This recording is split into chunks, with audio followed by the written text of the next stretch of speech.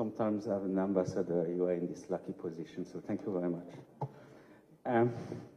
Dear Governor, ladies and gentlemen, distinguished representatives of the government and the institution, representatives of the diplomatic corps, dear leaders of Kosovo private sector, esteemed partners, ladies and gentlemen, dear colleagues.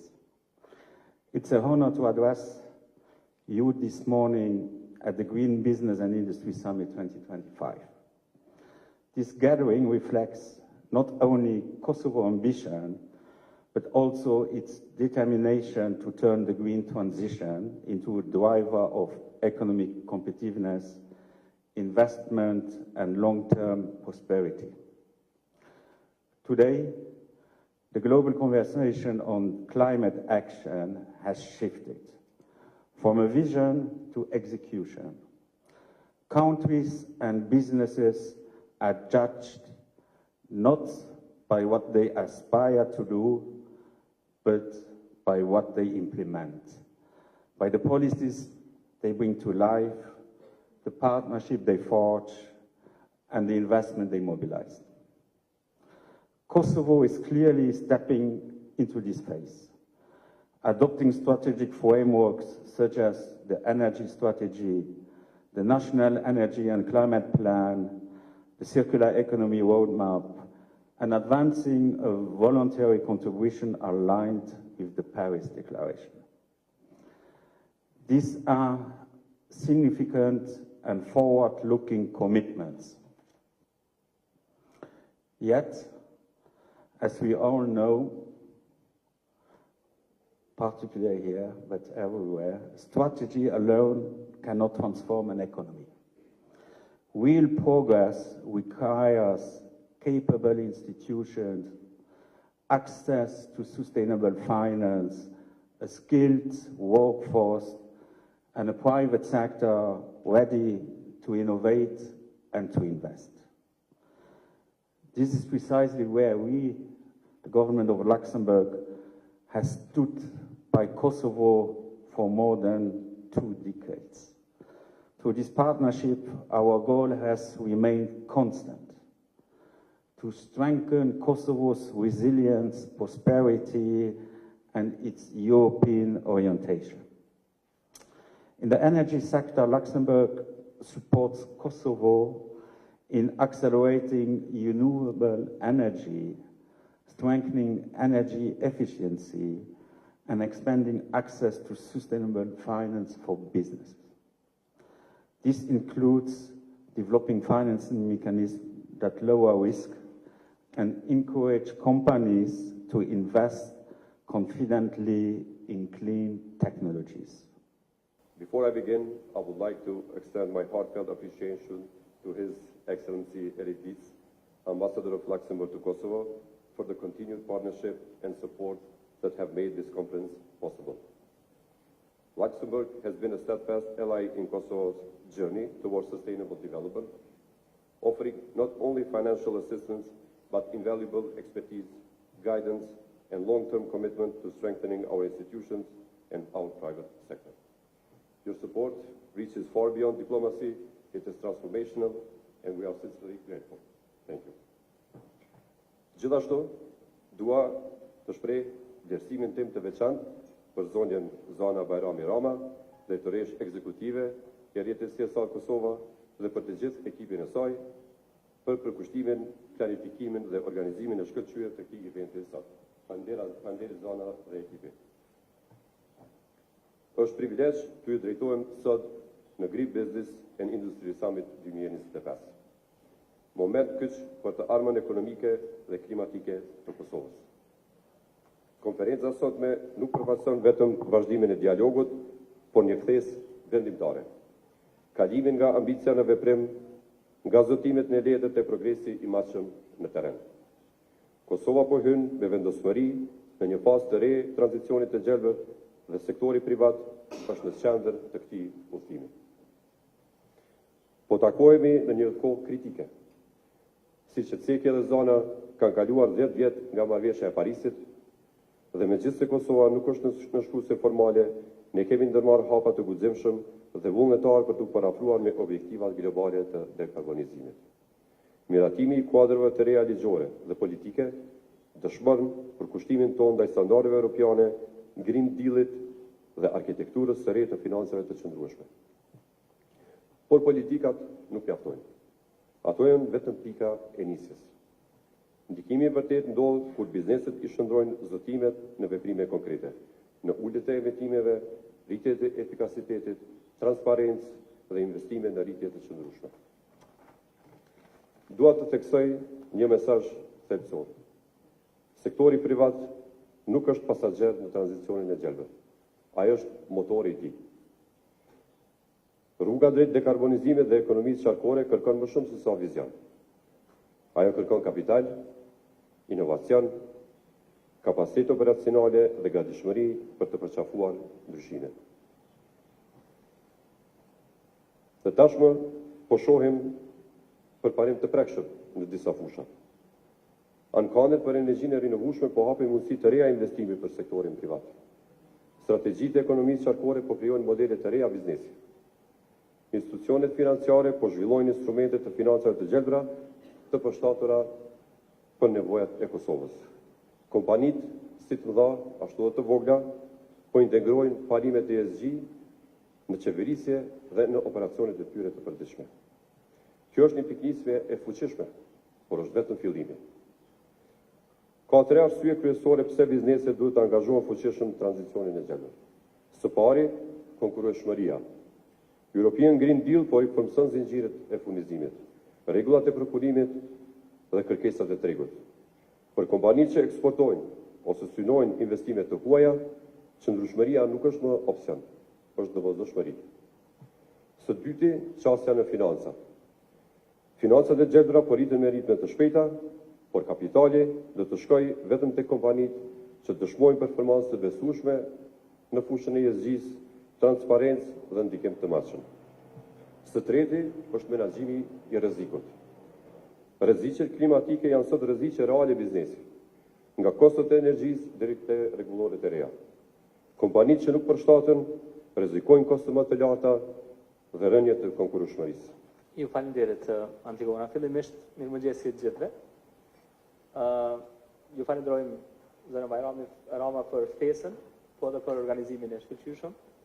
Gjithashtu, gjithë partnerët që përmendën këtu më herët, Luksemburgu, EBRD-ja, qeveria që është përfaqësuar përmes zëvendës ministrit, për një angazhim edhe për këtë event të këtij viti. Fillimisht më lejoni të them që këto vitet e fundit, veçanërisht mandati i bankave qendrore ka ndryshuar.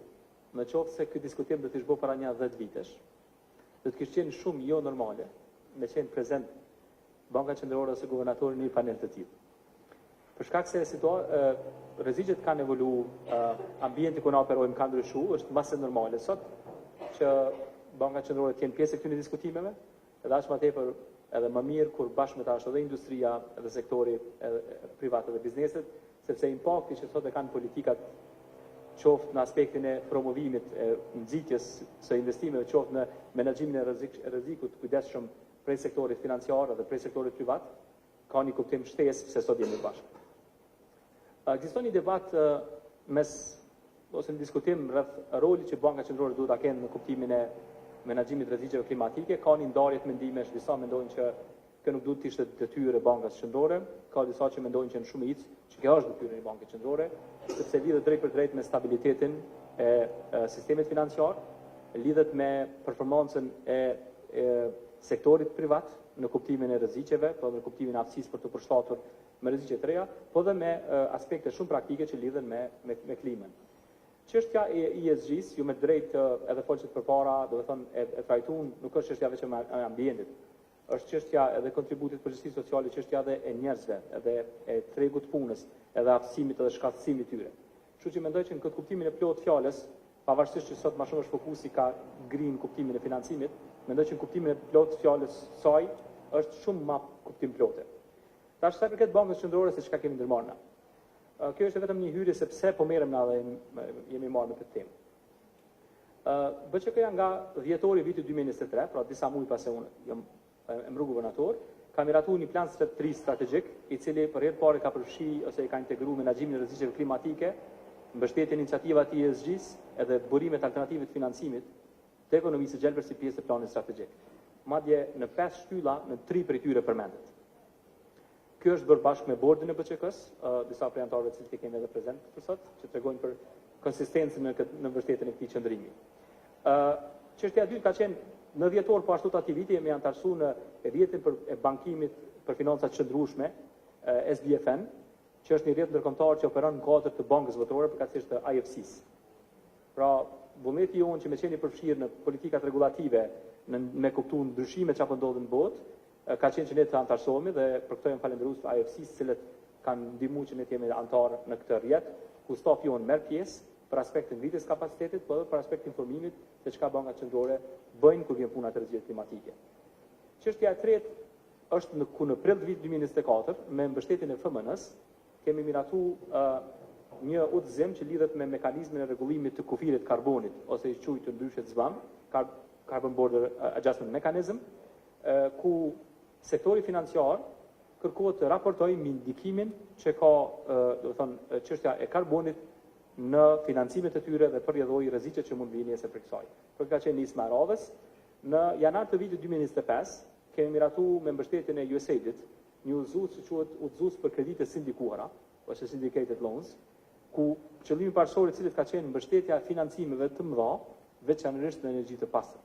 Pas parasysh që këto janë projekte të mëdha shumë vjeçare, intensive në kuptimin e kapitalit, ne kemi konsideruar që bankat vetëm mundet mos jenë të afta që bazuar kërkesat regulative ta financojnë vetëm, po edhe për shkak të ndarjes së rrezikut, edhe për shkak të mundësisë së mobilizimit të fondeve. Andaj ky udhëzues është fuqi ku lejon bashkimin e 1, 2 apo më shumë bankave në një financim të përbashkët në një projekt të madh të kësaj natyre. Po ashtu në janar vitit 2025 kemi miratuar një udhërofyes strategjik për menaxhimin e rrezikeve klimatike dhe mjedisore. Kjo po ashtu është mbështetur nga Banka Botërore, përkatësisht nga programi i tyre FinSac, që është i specializuar për çështjen e sektorit bankar. Së fundi kemi përgatitur një letër këshilluese për menaxhimin e rrezikeve mjedisore dhe klimatike, cilat po ashtu është në kodin e serisë regulative. Pra, kjo për të përgjigjur pyetjes se a jemi duke bërë diçka dhe çka po bëjmë. E dyta është për të vlerësuar që edhe sektori financiar, në këtë rast më konkretisht sektori bankar, është i vetëdijshëm për këto rreziqe. Një pjesë e bankave tona është shumica absolute, një pjesë e bankave të huaja, që e kuptojnë shumë mirë edhe rrezikun edhe ndikimin këtë drejtim. Ne si Bankë Qendrore, duke pas stabilitetin financiar si objektiv parëshor, e kemi të rëndësishme edhe që të jemi nxitës të zhvillimit të qëndrueshëm, pra rreziqet nuk i harrojmë. Është shumë e rëndësishme që, do thonë, në krahas nevojës për të vazhduar tutjet, kemi parasysh çështje të kujdesshme sa përket rreziqeve. Po modeli jonë si Bankë Qendrore, cili është, do të thonë edhe ne vetë do të nisemi nga ana jonë. Ne si Bankë Qendrore kemi miratu politikën e re të investimeve tona, pra të investimeve së rezervave që i ka BCK-ja, ku pjesë e tyre është integruar ESG-ja, dhe ne tashmë kemi në portfolin tonë si BCK, rreth 5% e investimeve ndërkombëtare që kemi jashtë vendit janë në instrumente që lidhen me ESG. Faleminderit për ftesën edhe pyetjen edhe shpresoj se që edhe guvernatori i Bankës Qendrore në një mënyrë theksoi rëndësinë e sektorit të energjisë, se kur flasim për Ministrinë e Ekonomisë, kemi ndërmend energjinë si sektorin kryesor që ne mbulojmë. Tash një kohë të gjatë kemi punuar në hartimin e vetë strategjisë së energjisë së Republikës Kosovës, edhe tash që një kohë kjo strategji ka filluar me u zbatu dhe po jep frutet e para. Kur flasim për dekarbonizimin, kemi ndërmend kështu një synim kulmor edhe jemi në katër më të lartë sa ndërtese, po nuk i harrojmë edhe interesat e tjera me të cilat duhet me balancu dekarbonizimin. Edhe vizualizimi më i lehtë i sfidës moderne ose i trilemës të energjisë është pikërisht një trekantsh ku dekarbonizimi është një kant, po edhe përballueshmëria e kostos është kandi tjetër, edhe sidomos tash mbas krizës energjisë në Evropë është siguria e furnizimit. Pra e kemi tri kande të trekantshit që duhet me i baraspeshu edhe po i përdorim dy durt për me përteku këtë trekantsh, me përteku trilemën. Në një anë kemi kapacitetet, po ka edhe më shumë se vetëm kapacitetet e prodhimit edhe rujtjes së energjisë, në anën tjetër është eficienca e energjisë. Kur flasim për kapacitetet, natyrisht në atë parë kemi ndërmend këto kapacitetet tradicionale që i ka Kosova. Nuk përkojnë ndoshta me idenë e ekonomisë së gjelbër në atë parë, por është shpezon se kur kapacitetet e vjetra bëhen më eficiente edhe më të kujdesshme ndaj mjedisit, pra ndotja zvoglohet, kurse eficienca rritet edhe me kapacitetet tradicionale të thëngjillit. Po kjo është veç një hap i parë ku investimet tona japin fryt. Hapi i dytë natyrisht edhe më i rëndësishëm është ankandet e energjisë së përteshme. Kemi mbyll ankandin e parë të energjisë së përteshme me diell për një park diellor për 100 megawatësh, është përmbyll ankandi, është përmbyll një fazë e rëndësishme e ankandit të dytë të erës, deri në 100 megawatt energji nga era, po do të vazhdojmë në fazën tjetër, dhe do të kemi ankandet të tjera në të ardhmen për me përmbyll ose me arrit një cak për 1600 megawatt të energjisë së përteshme në rrjetin tonë deri në vitin 2031 tutje.